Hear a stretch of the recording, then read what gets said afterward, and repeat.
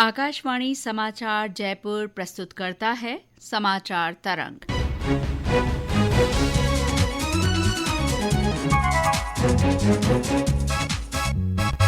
कार्यक्रम के इस अंक में मैं शीला चावला और मैं सुदर्शन नाहर सभी श्रोताओं का स्वागत करते हैं। श्रोताओं, केंद्रीय मंत्रिमंडल ने गत दिनों सरकारी कर्मचारियों के लिए एकीकृत पेंशन योजना को मंजूरी दी। सूचना और प्रसारण मंत्री अश्विनी वैष्णव ने मंत्रिमंडल की बैठक में लिए गए फैसलों की जानकारी देते हुए बताया कि इस योजना के अंतर्गत सरकारी अधिकारियों और कर्मचारियों को अब पेंशन के रूप में एक सुनिश्चित राशि दी जाएगी। आप सब जानते हैं साथियों कि सरकारी कर्मचारी देश भर में सामान्य नागरिकों की सेवा करते हैं, चाहे शिक्षक हो, स्वास्थ्य डॉक्टर्स हो, नर्सेज हो, सफाई कर्मचारी हो, पुलिस हो, रेलवे के कर्मचारी हो, डाक सेवा के कर्मचारी हो, कृषि वगैरह में हर एक फील्ड में सरकारी कर्मचारी देश भर में सेवा करते हैं और उस सेवा से समाज की एक व्यवस्था चलती है। और सदियों से सरकारी कर्मचारियों का बहुत एक महत्वपूर्ण किसी भी सोसाइटी में स्थान रहा है, चाहे पास्ट देखें, आज देखें, चाहे डेवलप्ड कंट्रीज देखें, डेवलपिंग कंट्रीज देखें, सब जगह गवर्नमेंट एम्प्लॉयज का गवर्नमेंट के एक पूरे स्ट्रक्चर की बहुत बड़ी वैल्यू रही है। सरकारी कर्मचारियों की सामाजिक सुरक्षा, सोशल सिक्योरिटी से रिलेटेड मैटर्स हमेशा से उठते आए और समय समय पे बहुत अच्छे निर्णय भी लिए गए। खासकर जो सेवानिवृत्ति यानी रिटायरमेंट या सुपर एन्युएशन जिसको कहते हैं टेक्निकली, सुपर एन्युएशन के बाद में पेंशन जो मिलती है वो सामाजिक सुरक्षा का बहुत बड़ा एक महत्वपूर्ण उसका पिलर है, उसका बहुत बड़ा एक महत्वपूर्ण भाग है।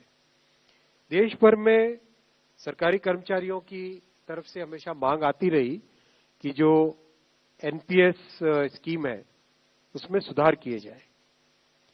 सुधार के लिए एक कमेटी बनाई थी माननीय प्रधानमंत्री श्री नरेंद्र मोदी जी ने अप्रैल 2023 में। डॉक्टर सोमनाथन साहब, जो कि आपके सामने आज कैबिनेट सेक्रेटरी डेजिग्नेट के हिसाब से बैठे हैं, आप फाइनेंस सेक्रेटरी के हिसाब से इस कमेटी के चेयरमैन थे और इस कमेटी ने एक्सटेंसिव कंसल्टेशन किया। एक्सटेंसिव कंसल्टेशन 100 से ज्यादा एम्प्लॉयज यूनियंस एसोसिएशंस के साथ कमेटी ने डिस्कशंस किए, कई मीटिंग्स हुई, कई राज्यों के साथ, करीब करीब सारे ही राज्यों के साथ इस कमेटी ने इंटरेक्शन किया। उनके राज्यों के फाइनेंस सेक्रेटरीज, राज्यों की पॉलिटिकल लीडरशिप, सभी ने अपने अपने इनपुट दिए। राज्य सरकारों के जो एम्प्लॉयज की एसोसिएशंस थी उन सब ने इंपॉर्टेंस दी। तो जिस सीरियसनेस के साथ प्रधानमंत्री श्री नरेंद्र मोदी जी ने इस विषय को लिया, आप सब जानते हैं कि मोदी जी के काम करने की शैली में और विपक्ष में एक बहुत बड़ा डिफरेंस है। विपक्ष में केवल एक मुद्दा रख देना, केवल एक घोषणा कर देना, कुछ अनाउंसमेंट्स कर देना, वो उनकी शैली है। मोदी जी की शैली है हमेशा जो मुद्दा है उसको सीरियसली लो, उसको डिटेल में समझो, उस पे जितना पॉसिबल है कंसल्टेशन करो और उस कंसल्टेशन से निकल के जो देश हित में, जनहित में और स्टेक होल्डर्स के हित में जो विषय आए उसको उस तरह से आगे रखना। इसीलिए इस कंसल्टेशन के बाद में और साथ ही साथ जो जॉइंट कंसल्टेटिव मैकेनिज्म है सेंट्रल गवर्नमेंट के एम्प्लॉयज का, JCM, उसके साथ मल्टीपल मीटिंग्स, फिर दुनिया के कई देशों में किस तरह की स्कीम्स है, किस तरह के सिस्टम्स है, वो भी देखा। फिर भारत की जो अर्थव्यवस्था है और केंद्र सरकार का बजट है उसको समझने के लिए रिजर्व बैंक ऑफ इंडिया के साथ, वर्ल्ड बैंक के साथ, सबके साथ कंसल्टेशंस हुए और इस कंसल्टेशन के बाद में एक यूनिफाइड पेंशन स्कीम का रिकमेंडेशन इस कमेटी ने किया और आज प्रधानमंत्री श्री नरेंद्र मोदी जी की अध्यक्षता में यूनियन कैबिनेट ने यूनिफाइड पेंशन स्कीम को अप्रूव किया है, इसको अनुमोदित किया है और ये स्कीम अभी आने वाले समय में लागू। प्रधानमंत्री नरेंद्र मोदी ने एकीकृत पेंशन योजना की सराहना करते हुए कहा कि ये योजना सरकारी कर्मचारियों का सम्मान और आर्थिक सुरक्षा सुनिश्चित करेगी, जो सरकार की अपने कर्मचारियों के सुरक्षित भविष्य के बारे में प्रतिबद्धता को दर्शाती है। मुख्यमंत्री भजनलाल शर्मा ने कहा कि भारत सरकार के लाखों कर्मचारियों को लाभान्वित करने वाला यह युगांतरकारी निर्णय उनके जीवन में आर्थिक सुरक्षा और समृद्धि का नया अध्याय लिखेगा। उन्होंने कहा कि यह निर्णय न केवल वर्तमान कर्मचारियों के लिए वरदान सिद्ध होगा, अपितु भविष्य की पीढ़ियों के लिए भी मजबूत आधार तैयार करेगा। श्रोताओं, केंद्र सरकार के अधिकारियों और कर्मचारियों के लिए लाई गई न्यू पेंशन स्कीम को और बेहतर बनाने के लिए गठित सोमनाथ समिति की सिफारिशों पर विचार के बाद केंद्रीय मंत्रिमंडल ने एकीकृत पेंशन योजना को मंजूरी दी। इस योजना के अंतर्गत न्यूनतम 10 साल की सेवा के बाद सेवानिवृत्ति पर 10,000 रुपये प्रतिमाह और 25 वर्ष या अधिक समय की सेवा के बाद सेवानिवृत्ति से पहले के अंतिम 12 महीनों में संबंधित अधिकारी या कर्मचारी के औसत मूल वेतन का 50% पेंशन के रूप में देने का प्रावधान किया गया है। सरकार की इस पहल का अधिकांश अधिकारियों, कर्मचारियों और कर्मचारी संगठनों ने स्वागत किया है। राज्य में भी केंद्र सरकार के विभिन्न कार्मिकों ने इसे हितकारी फैसला बताते हुए सरकार का धन्यवाद किया। उत्तर पश्चिम रेलवे के बीकानेर डिवीज़न के divisional rail manager doctor Ashish Kumar ने कहा कि इस योजना में सरकार ने बाजार आधारित जोखिम को कवर करने का प्रयास किया है। फिक्स्ड पे आउट जो आपको मिलेगा, जो पहले मार्केट बेस्ड रिस्क था, वो गवर्नमेंट ने कवर करने का, जिससे काफ़ी ज़्यादा कई कर्मचारियों को इससे रिस्क फैक्टर था कि वो कवर करने का प्रयास किया और अब उनको एक फिक्स्ड पे आउट मिलेगा, जो कि और प्लस डीए भी मिलेगा, उसमें कवर होगा। तो मार्केट ड्रिवन जो इन्फ्लेशन है उसको भी कवर किया जाएगा इसके। डाक विभाग में सहायक अधीक्षक मीनू पारीक ने इस योजना को सरकारी कार्मिकों के लिए केंद्र सरकार का विशेष तोहफा बताया। माननीय प्रधानमंत्री महोदय के द्वारा सरकारी कर्मचारियों के लिए यूपीएस स्कीम लागू करके एक विशेष तोहफा दिया गया है। यह स्कीम 1 अप्रैल 2025 से लागू होगी। इसके लिए न्यूनतम सेवा अवधि 10 वर्ष व अधिकतम सेवा अवधि 25 वर्ष होनी चाहिए। 10 वर्ष से अधिक व 25 वर्ष से कम सेवा अवधि होने पर प्रोपोर्शनेट पेंशन लागू होगी। 25 वर्ष की सेवा पूरी होने पर इसमें कर्मचारी की पिछले 12 महीने की एवरेज सैलरी का 50% देय होगा। पूर्व कैबिनेट सचिव टीवी सोमनाथन के अनुसार यह स्कीम ओपीएस से 99% बेहतर होगी। डाक विभाग के सेवानिवृत्त कर्मचारी पूसाराम चौधरी ने एकीकृत पेंशन योजना को एनपीएस की तुलना में बेहतर बताया। नमस्कार, मैं पूसाराम चौधरी सेवानिवृत्त डाक विभाग का कर्मचारी हूं और पूर्व में अखिल भारतीय डाक कर्मचारी संघ ग्रुप सी का राजस्थान परिमंडल का अध्यक्ष रहा हूँ। कल केंद्र सरकार द्वारा कर्मचारियों के लिए जो नई पेंशन स्कीम यूपीएस नाम से चालू की गई है, वह एनपीएस की तुलना में काफ़ी अच्छी है।